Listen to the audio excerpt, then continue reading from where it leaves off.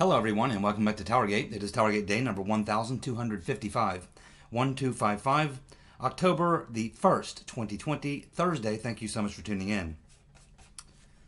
Okay. Of course, James Comey testified, Jimmy the Weasel testified yesterday, and I have not had a chance to, I'm somewhat familiar with what I read today, in a general sense about how that went, but I prefer to look at it myself.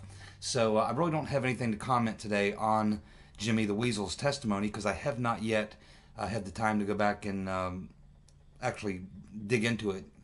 But I'll do that this evening and tomorrow, and we'll talk about Jimmy the Weasel's testimony on tomorrow's video.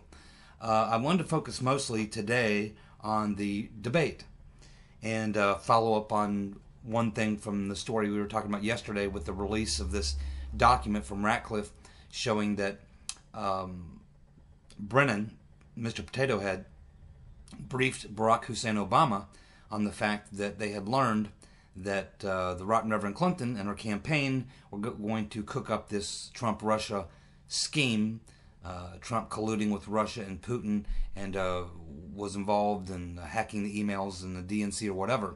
And that was pretty much what the news release was yesterday at the time that I did the video. Now we've had a little more time to get some more information and dig into it a little bit more. And now, of course, we also learned that that on September the 7th, Mr. Potato Head or someone at the CIA referred this to the FBI, specifically to Comey and Peter's been stroking us about the Rotten Reverend Clinton and her team wanting to cook up this Trump-Russia scam. But we've learned an additional thing about this, which is that we now know that in addition to telling Obama that the Rotten Reverend Clinton and her team were going to cook up this Trump-Russia collusion scheme, that Brennan also told Obama that they believe, the intelligence community believes, that the Russians know about it. The Russians know that Hillary is cooking up this Trump-Russia scheme. Now that probably plays well into this, other narrative that it was Russian disinformation. I'm not sold on the fact that it was Russian disinformation. I don't think the Russians were doing anything really other than what they typically do. But I don't think the Russians had anything to do with the dossier, anything to do with any of that stuff. I don't think that they had anything to do with it at all. But a lot of people want to go there. And it fits the Washington, D.C. anti-Putin, anti-Russian narrative. It feeds that narrative, so they like that. But I'm not convinced that that's true. But nevertheless, Mr. Potato Head told Obama, and I assume in the FBI referral, that not only is the Rotten Reverend Clinton and her team cooking up this Trump-Russia collusion hoax theory, that the Russians were aware of it. Now that should have triggered a major investigation, but apparently it did not. Apparently it did not. And also they go on to say that the reason she did it was to combat the criminal investigation that she was under for, deleting her emails or bleach bidding her server or what have you.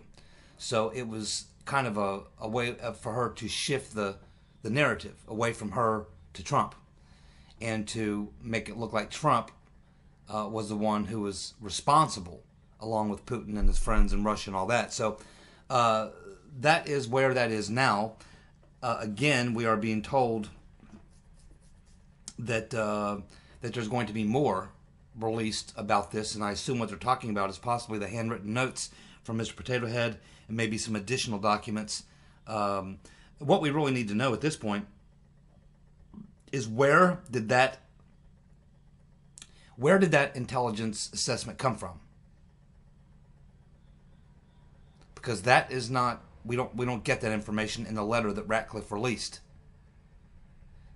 Brennan gets this information. From where? From who?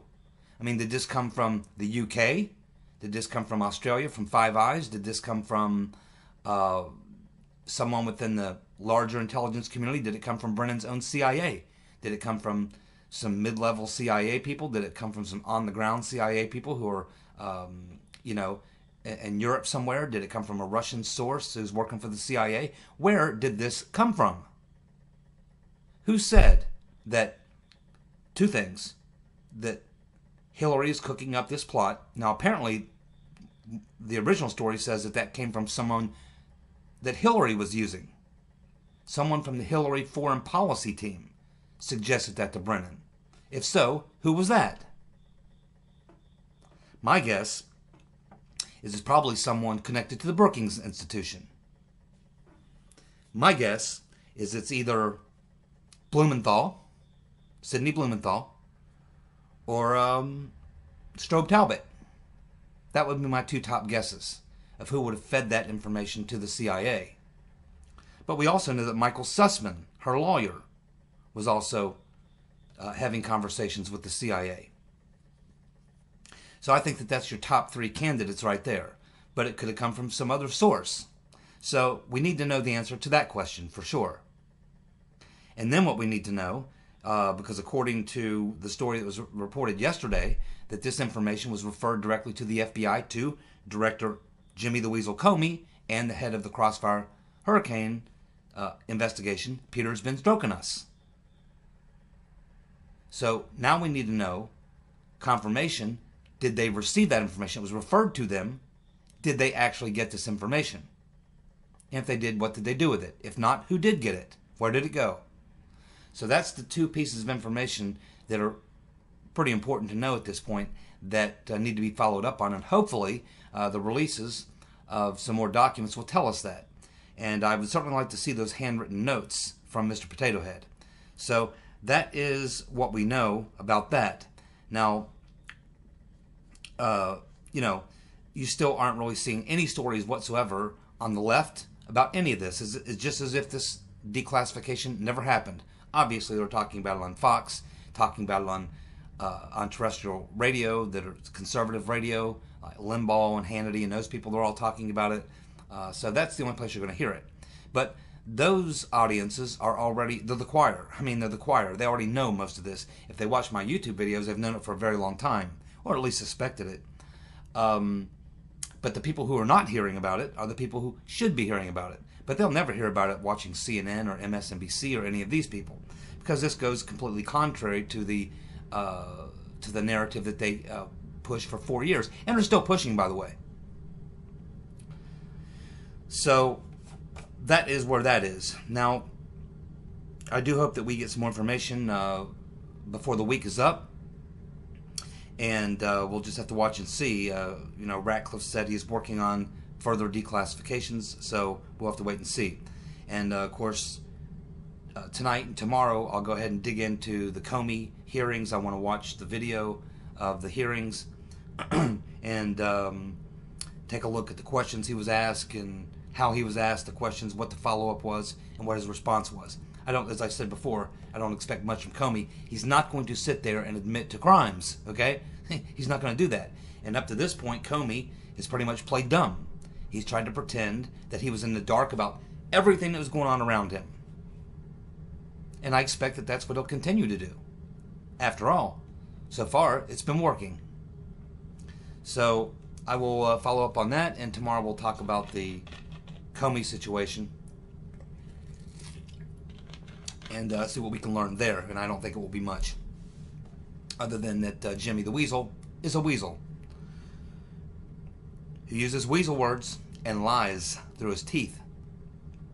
The man lies through his teeth. So now let's go ahead and get on to the main topic of today's video, which is the debate. So I actually watched the debate twice. I watched it live when it went down, and then I watched it again. And I have to admit that my reactions after watching it the first time and my reaction from watching it the second time were totally different. My reaction after watching it the first time was, I thought that I was very surprised that Biden never, he did a pretty good job of hanging on to it. He never went totally out into dementia zone. I did count probably about a dozen to 15 gaffes, mainly the minor types of gaffes that he makes when he mispronounces words, gets some things discombobbled, a little bit kind of going off onto a tangent. So it was those typical type mild Biden gaffes, but there was no senior moment where he just spaced out and started talking gobbledygook. So that was after watching it the first time. And of course, the first time I watched it on Right Side Broadcasting, and the camera angle and the camera view, they had like a long view, and I wasn't really able to see the up close expressions very well. The camera angles were totally different. Then I watched it the second time on Fox, and the camera angles were totally different. They had 2 or 3 different cameras as opposed to just one camera on a long shot, which is what they had at Right Side Broadcasting. But Fox actually had several camera views, and they kept panning from one view to the other. They got close shots on both of them. And I got a totally different reaction when I watched it the second time with better camera work. But my initial reaction was that was giving Trump a slight advantage. When I watched it the second time, I gave Trump a huge advantage because I was able to see more of the close-up looks on the faces and all that kind of stuff. And so it made a big difference, how I saw it from the camera views. My reaction from watching both of them as far as the debate itself is it is one of the worst debates I think I've ever seen.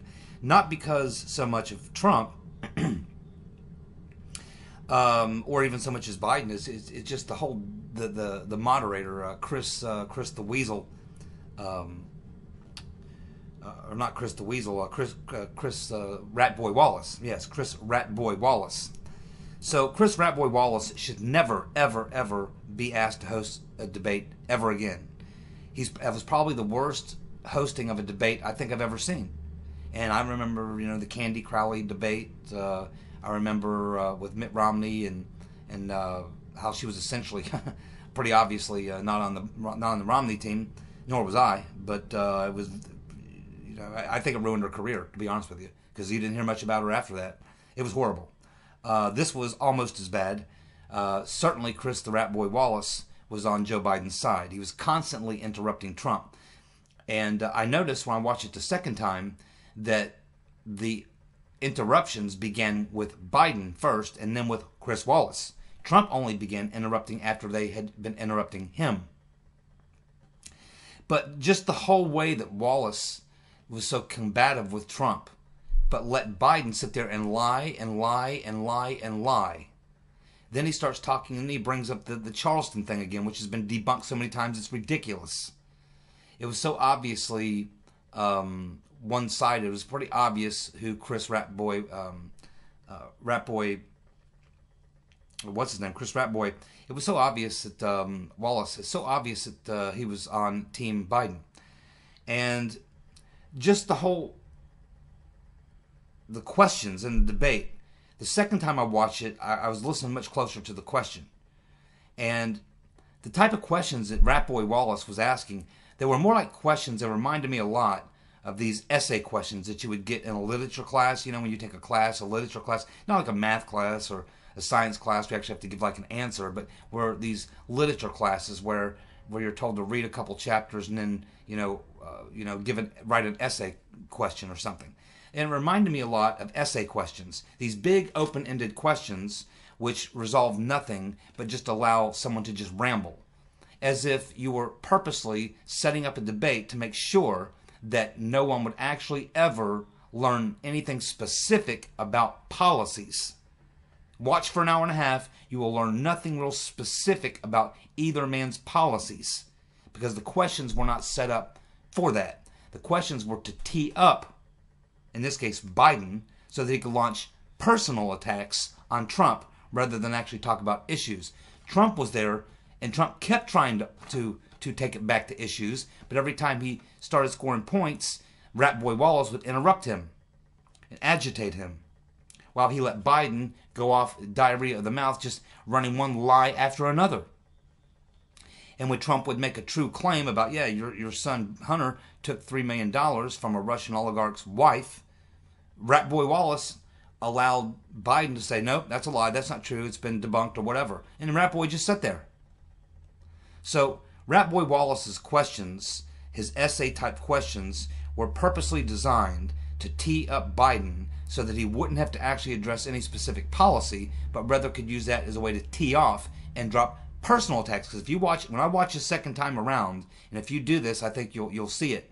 If you watch a second time around and you pay attention, you'll see that most of what Biden said in the debate, it was mostly personal attacks at Trump, and not so much about policy. He didn't want to talk about his policies, and Rat Boy Wallace made sure that that would not happen by the types of essay questions he asked.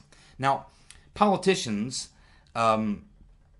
specialize in creating and conjuring up a lot of platitudes, so they specifically don't have to come down on any one issue. And that's the whole purpose of having this type of a format for a debate, because it's not really like a Lincoln Douglas type debate where you just let them tee off and just start arguing amongst one another and let the best man win. This is a very coordinated type, controlled, directed type, or question and answer type. And in a lot of these situations, there wasn't even a chance for Trump to have a rebuttal. So he would ask Biden something, ask Trump something. Trump would try to talk about the issue. Then Biden would launch personal attacks, spewed a bunch of lies, and then Trump would never have a chance to rebut. And then if Trump did try to rebut, then Wallace would jump in and attack Trump for rebutting. And Trump knew that Wallace wasn't going to call Biden on his lies, so he had no choice but to jump in and rebut and call Biden on his lies. So politicians go out on the stump and they do a lot of platitudes. And what are all voters watching debates for? Because they've spent all summer long watching politicians go out there and engage in platitudes. And so, hope and change, the soul of America. We need to restore the soul of America. What does that mean? That's what voters want to know. Voters don't care. They want to know, are you going to raise my taxes? How are you going to deal with the crime problem? How are you going to deal with the imbalanced trade problems? How are you going to deal with healthcare costs? Voters want to know specifically, as much as possible, in as much detail as possible, what are you going to do? So if you're a debate moderator, what you're supposed to do is do your homework on what each guy has said on the campaign trail, or through his commercials, or on his website, or through surrogates, and then you're supposed to try to nail him down on a policy position. What is your policy? Because you said in a speech on so-and-so a day, or because one of your surrogates said 2 weeks ago, or because on your website it says. So what is your policy, sir? And then when they try to waffle around it, no. You come back at them, no. Back to the issue. What is your specific? You said this. Is this your policy? Is it not your policy? You said this here, and then yesterday you said this, but your surrogate's saying this, your website says this. We don't know. What is your policy, sir? That is what you do. The idea of the moderator is to nail down both candidates specifically, as to a fine point as you can. What is their policy? What are they going to do if they are elected? That is the role of a moderator in this type of a presidential debate format. But what we got from Rat Boy Wallace was complete opposite. It was a setup. And you can expect the next two debates will be exactly the same.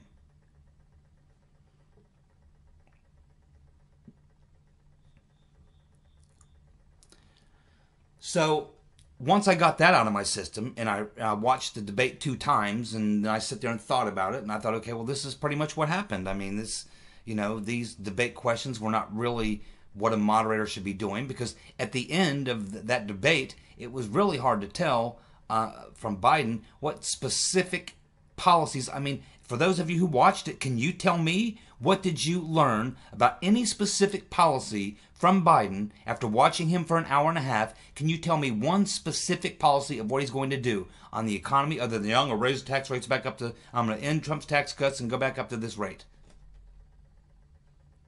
But nothing about, you got to do more than that. Oh, I'm going to raise taxes. I'm going to lower taxes. Okay, well, what's the result of that? Why? What taxes are you going to raise? Who are you going to raise them on? And if you do that, what result is that going to have? What effect is that going to have? There's follow-up questions.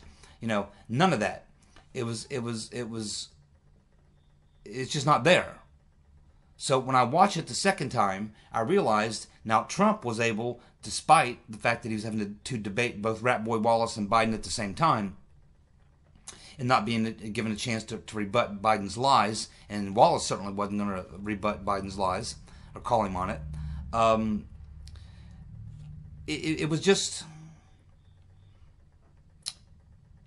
it was as I've heard described today by other commentators, it was a shit show, and it was because of Chris Ratboy Wallace and the job he did as a moderator. And again, he should never ever be moderating a debate ever again. He doesn't know how. He doesn't know why he's there. He's there to get out of the politicians and lock them in and get their policies. Now again, if you go back and watch it the second time, you will, because the first time you're so frustrated you can't focus because you're just so mad, frustrated with watching Trump being obstructed.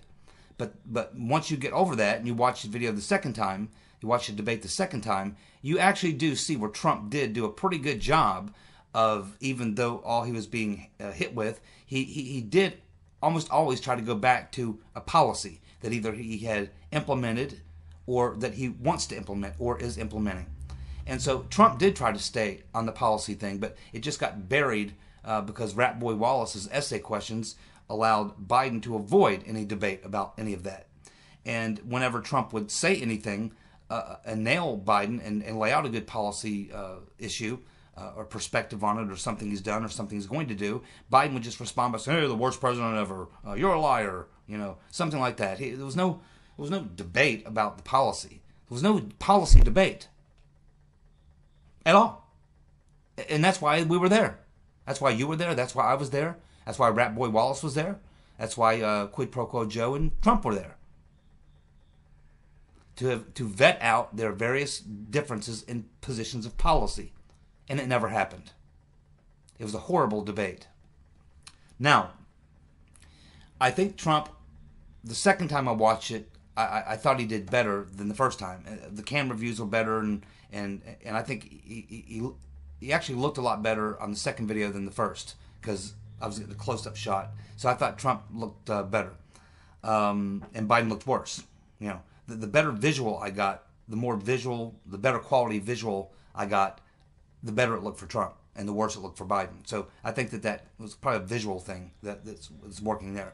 But I think Trump won the debate, and I think he won the debate because I think this election is one of these elections that's a little different, I think, than most, because in most elections, both candidates, they kind of have to throw some red meat to their base, but then when they get toward the end of the race, close to a month and a half out, they have to start working to get the independents in the middle. But I kind of think that in this election, I don't see Trump or even Biden really trying to reach the middle. This seems like a base election where everyone's trying to fire up the base. So if that's true, and I believe it is, because I don't see anybody really reaching for the middle, it looks like to me both candidates are focusing totally on the base and turnout. Get the base and get them to turn out. And let the 10% in the middle, independents or whatever, 20%, wherever they are, let the chips fall where they may. That seems to be what's going on. It seems to be a turnout election. Play hard to your base and get them to turn out, as opposed to lighten up on the red meat to your base because they're going to vote for you anyway because the other guy's no alternative, and then work that 15% in the middle, independents or whatever. This just doesn't seem to be one of those presidential campaigns, because if it was, we'd know it by now. Everything at this point has been about the base for both Trump and for the Democrats. So if you look at it from that point of view, that it's a turnout election and who can get their base the most energized, then I think you have to give Trump the solid victory last night, because he was successful at two things. Number one, Trump stayed loyal to his base. He didn't back off at all. He was, double-fisted to the very end and stayed true to his base and to his core, which is what we all know and love him for, and why so many of us will go out, and vote for Trump in large numbers. But he forced Biden to get away to move to the center. And, of course, we know the energy and the Democratic Party is with the far left. The energy is with the far left. And Trump was able to force Biden to move to the center. He got Biden to move to the center by saying that he would not implement the new Green Deal, even though it's on his website, that he would not go for Bernie's Medicare for All plan, that he would not defund cops, that the perps who are committing the violence should be prosecuted. And of course, he dissed Bernie by saying, hey, I beat Bernie, so it's not Bernie's agenda, it's mine. And of course, he would never answer the question of packing the courts. So by forcing Biden to move to the center and avoid taking the far left position, Trump was able to feed his base, but he was able to force Biden to walk away from his base, the energetic part of his base, which is on the far left. So I think that Trump was successful because if it's a base election, turning out your base, he succeeded big time with his base, but forced Joe Biden to diss his base, where all the energy is on the far left. Biden lost a lot of people on the far left last night. I look for Trump to continue this in the next two debates. Force Biden more and more to go to the center, to turn off the far left, to hurt his turnout, and allow Trump to win in fairly large electoral college victory, even bigger than before. So there's my analysis. I'll be back tomorrow to talk about Jimmy the Weasel Comey. Thank you so much for tuning in. Goodbye.